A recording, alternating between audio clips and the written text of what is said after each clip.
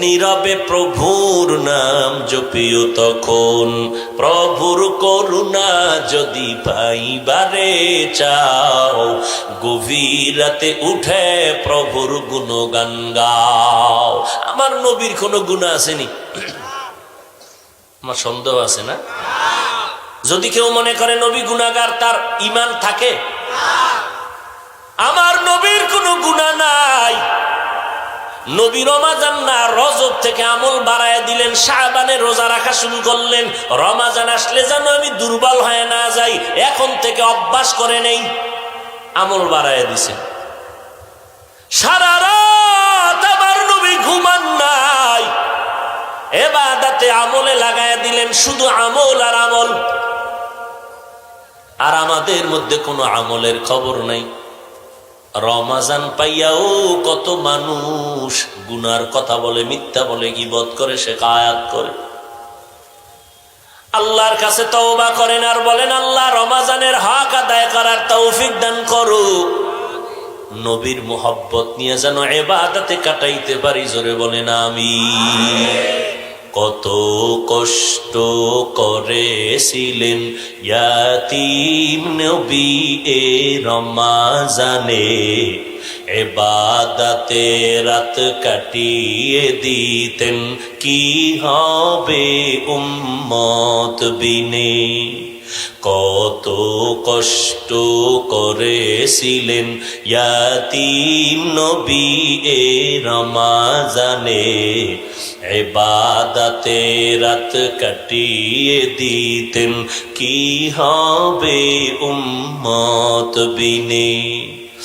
আমরা তো সেই নবীর উম্মত,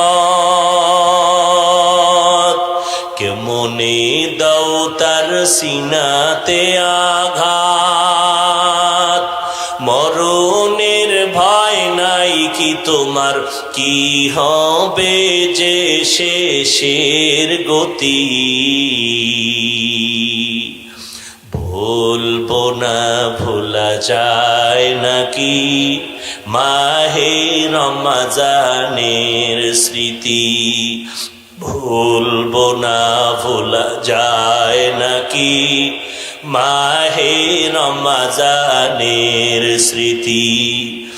এ মাসের কত ফজিলত জানো কি মুসলিম জাতি। ভুলবো না ভোলা যায় নাকি মাহে রমজানের স্মৃতি। রমজানের ভেতরে আর একটা বড় আমল হলো আল্লাহর কোরআনের তেলাওয়াত। একটা অক্ষর পড়বেন, রমজান মাসে আল্লাহ তাআলা একে 70 গুণ বাড়ায় দিবেন। আল্লাহর কোরআন পড়বেন, চোখের পাওয়ার বেড়ে যাবে, চেহারায় নূর আসবে, আমলে নূর বাড়বে। আল্লাহ হালাল ভাবে রিজিকের ব্যবস্থা করবে। যারা বলেন পারি না কয়ার কত বছর পিছনে থাকবেন। আল্লাহর কাছে তওবা করেন আর নিয়ত করেন, পাক্কা নিয়ত, ইনশাআল্লাহ আমি শিখবো। মাত্র 25টা দিন 1 ঘন্টা করে সময় দিবেন কোরআন শিখার জন্য। তারাবির নামাজের পরে ঘুমের আগে 1 ঘন্টা, যদি না পারেন ফজরের নামাজের পরে 1 ঘন্টা দিবেন। ইমাম সাহেব মুয়াজ্জিনকে বলবেন কোরআন শিখাও। পহেলা রমজান থেকে সময় দিবেন, 25শে রমজান পর্যন্ত ইনশাআল্লাহ যোগ্যতা তৈরি হয়ে যাবে, কোরআন পড়া শুরু করে দিবেন। কারণ আল্লাহর কোরআন এত মজার, ওই আল্লাহর কোরআনটা শিখলেন না তো কিছুই মজা পাইলেন না। 25 দিন চেষ্টা করেন 1 ঘন্টা করে কোরআনটা শিখবেন। ও পর্দার আড়ালের আম্মা জানেরা আসেনি, মা বোনেরা, এরে আম্মা জানেরা, আপনারা নবীদের মা, সাহাবায়ে কেরামের মা, আউলিয়ায়ে কেরামের মা, হাফেজে কোরআনের মা। 2টা সন্তানের মাথায় পাগড়ি দেওয়া হলো কোরআনের হাফেজ। এদের মা বাবার জীবন কত ধন্য। এরে আম্মা জান, খাদিজা রাদিয়াল্লাহু আনহার মতো নারী, আপনারা তো আয়েশা রাদিয়াল্লাহু আনহার মতো নারী, ফাতেমা রাদিয়াল্লাহু আনহার মতো নারী। আপনাদের এত ইজ্জত, এত সম্মান আল্লাহ দান করেছেন। জমিনে যত ভালো সন্তান, সব ভালোর পেছনে মায়ের অবদান, আর কারো অবদান নাই। ও আম্মা জান, একটা সন্তানকে আদর্শওয়ালা বানায় যাবেন, কোরআনওয়ালা বানায় যাবেন। আপনার সন্তান ডাক্তার বানাবেন আলহামদুলিল্লাহ, ইঞ্জিনিয়ার বানাবেন আলহামদুলিল্লাহ, প্রফেসর বানাবেন আলহামদুলিল্লাহ, তবে বেয়াদব বানাবেন না।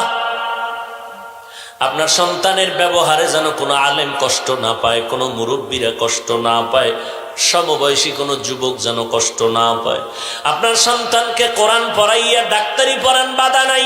ফাঁকে ফাঁকে কোরআনের ইলম শিক্ষা দান করেন, কোরআনটা শিক্ষার ব্যবস্থা করেন। আপনি মা মরিয়া গেল, সন্তান ডাক্তারি করার মধ্যে কোরআন পড়বে, মা বাবার জন্য দোয়া করবে, এটা আপনার জন্য পরকালের পুঁজি। এরে আম্মা জান, আল্লাহর মোহাব্বত নিয়ে রমাজানে আল্লাহর কাছে বলেন, কান্না করেন। কোরআনটা পড়তে না জানলে আপনিও শিখেন। ফজরের নামাজের পরে ঘুমাইয়েন না, রমাজান ইবাদতের মাস, আমলের মাস। সূরা ইয়াসিনটা ফজরের নামাজের পরে তেলাওয়াত না করে ঘুমাবেন না। এই যারা কোরআন শরীফ পড়তে পারেন, কমপক্ষে এক খতম দিবেন রমাজানে, কমপক্ষে। পারবেন না ইনশাআল্লাহ? কি একবার আলহামদু, তিনবার কুল হু আল্লাহ? হ্যাঁ, তো কদরের রাত্রে যে স্লিপ দেয়, খালি স্লিপ, কি আমার বোন দিছে 22 খতম।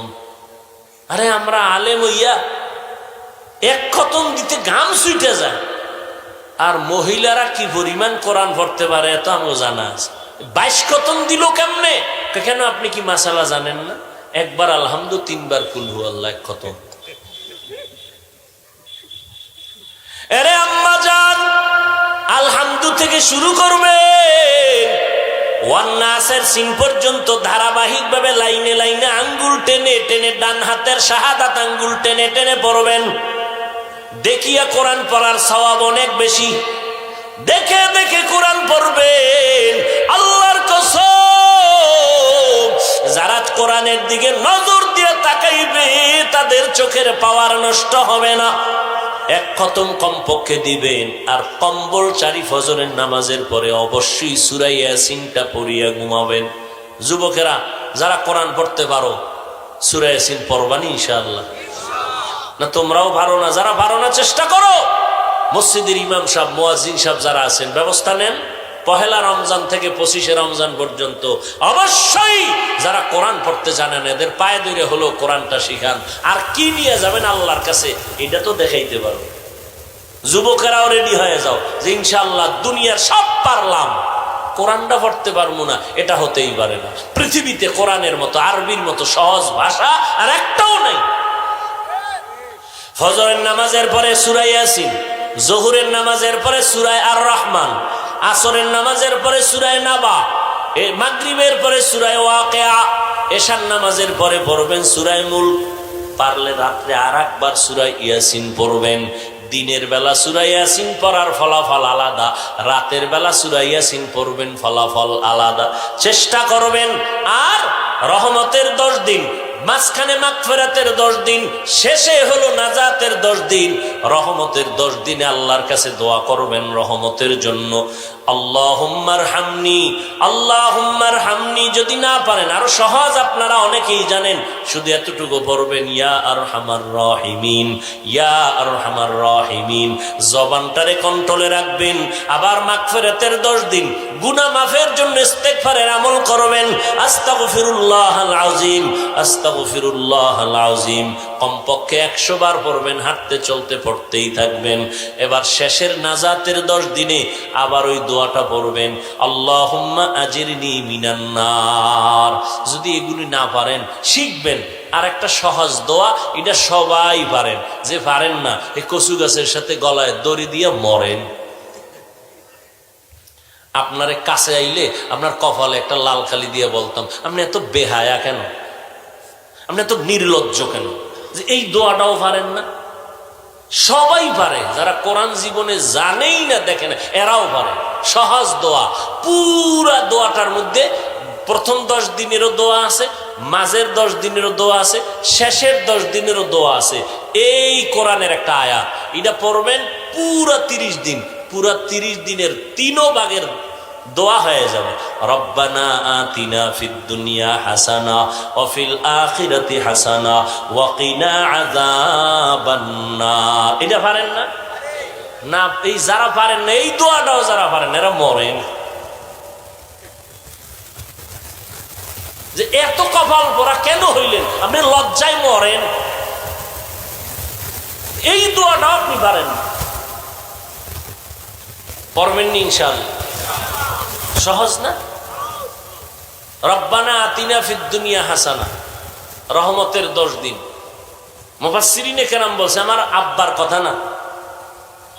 অফিল আখিরাতে হাসানা, মাগফিরাতের 10 দিন, শেষের 10 দিন ওয়াকিনা আযাবান নার, জাহান্নাম থেকে নাজাত দাও। সবসময় দোয়া করবেন, হাঁটতে চলতে উঠতে বসতে সব সময় দোয়া করবেন। জবানটারে হেফাজত করবেন, গীবত শেখায়াত গালাগালির থেকে, মিথ্যা কথা থেকে জবানকে বাঁচাবেন। রমজানেরই আমল, আর গরিবের সহযোগিতা করবেন, ইফতারি করাবেন। বেরোজাদারকে জেনে শুনে ইফতারি খাওয়াইলে গুনাহ হবে, খবরদার। আপনি জানেন এই লোকটা রোজা রাখে না, তারা যদি ইফতারি খাওয়ান গুনাহ হবে।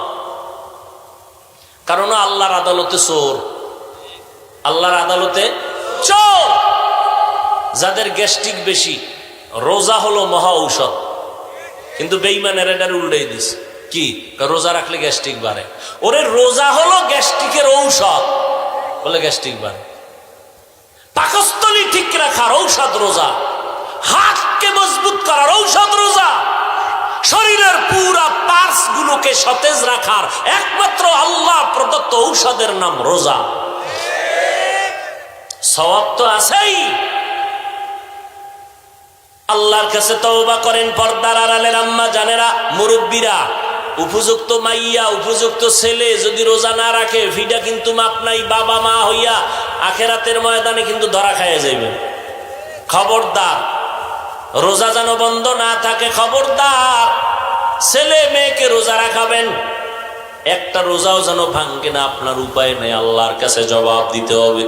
ও আল্লাহ, আমরা পেছনে যত অন্যায় করেছি মাফ করে দাও, সামনে থেকে আর অন্যায় করব না। শাবানের বরকত, রমাজানের বরকতে আমাদেরকে গুনাহমুক্ত জীবন দাও। সামনে থেকে আমরা সঠিকভাবে ইবাদতে কাটাবো ইনশাআল্লাহ। আল্লাহ আমাদের সবাইকে কবুল করেন, বলেন আমিন। ঘুমান তা আল্লাহকে দেখবেন কি? তার আকার নাই, আকৃতি নাই, লাহান নাই, আওয়াজ নাই। আল্লাহ যে বললেন আমার অনুসরণ করো, তো অনুসরণ তো না দেখে হবে না, কশ্চিনকালেও হবে না। কিভাবে অনুসরণ করব? আল্লাহকে তো দেখাই যায় না।